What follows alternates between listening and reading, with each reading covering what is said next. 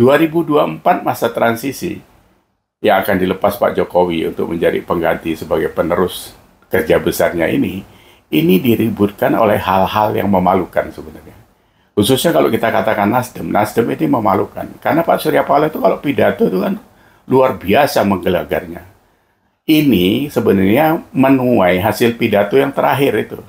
Kutuklah kami ya Allah, khususnya aku, kalau kami tidak amanah. Nah ini sekarang ini mungkin sudah menuai itu gitu. Jadi jangan coba-coba sama Tuhan Pak gitu. Jangan dimain-mainkan gitu. Ini sekarang Anda sedang menuai itu, saya yakin itu. Gitu.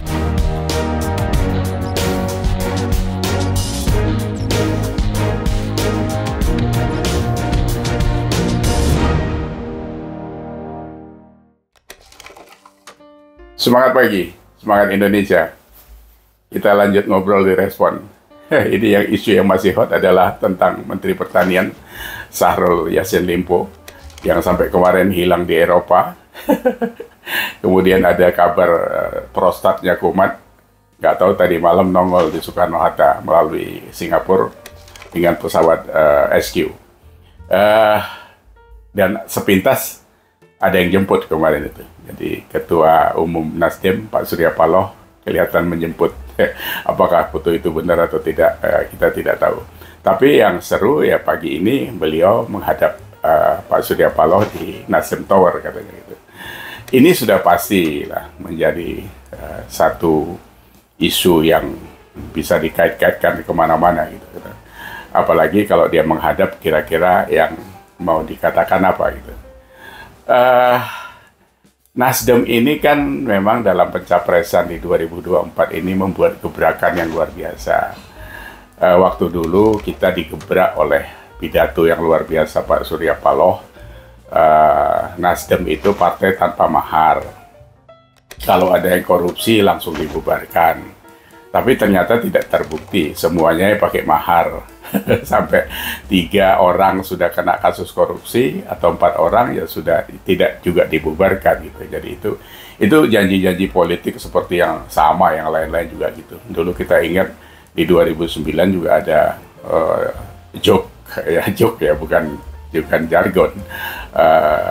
Katakan tidak kepada korupsi padahal ditangkapi karena kasus korupsi semua itu di Partai Demokrat ya.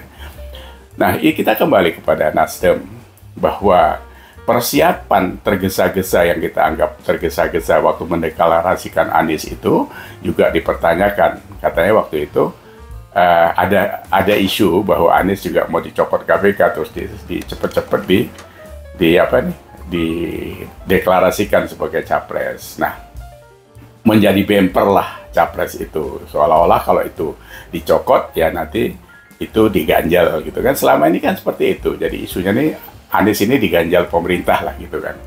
Yang ganjal siapa? Potensinya aja kita anggap jeblok diganjal. Gak usah diganjal aja ngelongsor loh.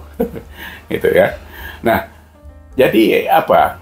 2024 masa transisi yang akan dilepas Pak Jokowi untuk menjadi pengganti sebagai penerus kerja besarnya ini diributkan oleh hal-hal yang memalukan sebenarnya. Khususnya kalau kita katakan Nasdem ini memalukan. Karena Pak Surya Paloh itu kalau pidato itu kan luar biasa menggelagarnya. Ini sebenarnya menuai hasil pidato yang terakhir itu. Kutuklah kami ya Allah, khususnya aku, kalau kami tidak amanah. Nah ini sekarang ini mungkin sudah menuai itu gitu. Jadi jangan coba-coba sama Tuhan Pak gitu. Jangan dimain-mainkan gitu. Ini sekarang Anda sedang menuai itu, saya yakin itu gitu. Nah, dua menteri terakhir dengan kasus korupsi yang ini kita tidak tahu ya, karena yang didapat dari rumah Mentan ini kan ada duit kontan 30 miliar. Nanti itu ditanya duitnya siapa, apakah itu titipannya siapalah kita nggak tahu. Ada duit kontan. Paling yang kena lagi adalah masalah Senvi yang 12 pucuk itu kan. Nah, tapi kalau yang pertama Johnny G. Plate ya 8 triliun yang sekarang merembet kemana-mana itu. Nah, apa? Dari persiapan yang begitu jorok, tentunya kalau ini mulus duit-duit ini mungkin buat kampanye ya. Karena menjadi presiden itu bukan hal yang murah gitu kan. Tapi ya karena keinginan kita boleh saja, tapi Tuhan yang menentukan. Udah gitu pemilihan capresnya juga kacau. Anies Baswedan itu kan dicapreskan orang yang kacau membuat Jakarta kan. Udah gitu kemarin dipasangkan sama Caimin. Caimin itu juga kacau gitu. Wong jadi ketua partai itu ngerampok dari Gus Dur, bagaimana nggak kacau. Jadi ini ahlaknya sama-sama ahlak rendahan gitu kan. Ini yang Pak Surya Paloh saya nggak tahu. Jadi tapi kata orang ya memang kalau burung itu harus sejenis kalau mau hinggap satu ranting gitu. Itu istilah ya. Nah kalau kita tarik ke persiapan lagi yang lain, sebenarnya ini sudah ada tanda-tanda ditolak pasar Pak gitu. Tim pemenangan umpamanya mula-mula nawarin Najwa Shihab, ditolak sama Najwa.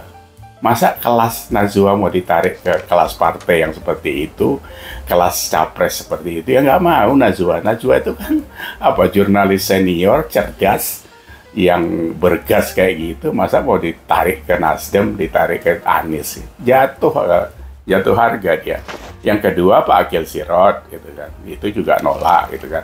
Walaupun kemarin Pak Agil Sirot pernah ada celetukan kalau nggak milih PKB itu bodoh. Mungkin maksud dia itu kebalikannya sebenarnya. Itu satiri gitu ya. Ini yang terakhir Dian Sastro ditawarin. Artis cantik, berpendidikan, punya wawasan, itu ditawarin masuk ke, nggak ngajak kalian ini emang. Kalian itu, saya nggak tahu yang sepadan menjadi tim pemenangannya Anies itu. Mungkin kenapa nawarin Gus Coy aja, kalian kan ada Gus Coy di dalam itu. Yang selalu berapi-api kalau ngomong Kaisang dibilang begini, begitu. Itu pada nggak bisa ngaca semua gitu. Saya nggak tahu lah ya, karena sampai sekarang kita nggak bisa ngeraba siapa tim pemenangan yang pantas buat kalian gitu. Atau memang tidak ada yang mau, bakal tidak ada yang mau. Kalau nggak ada yang mau ya sudah, tim pemenangannya Anies sendiri saja, wakilnya Caimin gitu. Jadi biar sekali jalan, ongkosnya nggak mahal juga gitu kan.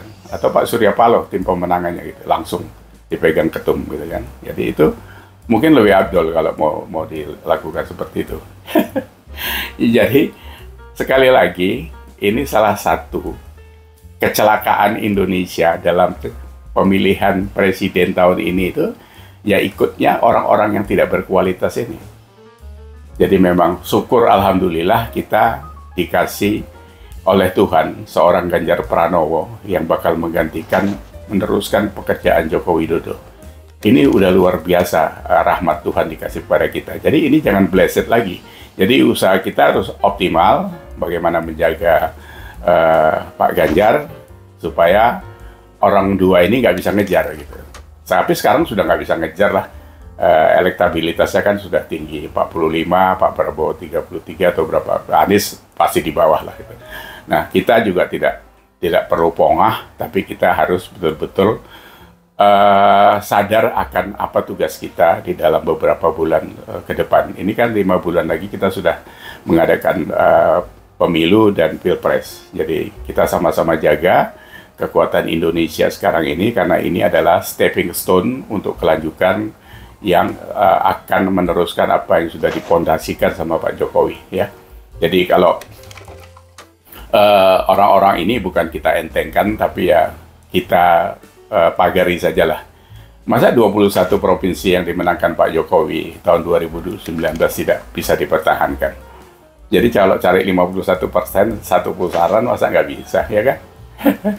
Ya itu yang harus dijaga, 21 provinsi dengan Pak Jokowi kerja sendiri. Kalau sekarang Pak Ganjar itu meneruskan Pak Jokowi punya kerjaan di 21 provinsi, itu pasti kokoh tetap mendukung Pak Ganjar sebagai penerus Joko Widodo ya. Jadi penerusnya Joko Widodo bukan Prabowo Subianto tapi Ganjar Pranowo. Itu yang terus harus kita ulang-ulang. Harus remind kepada anak muda bahwa kita memang sedang menyiapkan langkah-langkah besar untuk menyelamatkan Indonesia dan menjayakan Indonesia. Sampai ketemu lagi di respon selanjutnya. See you.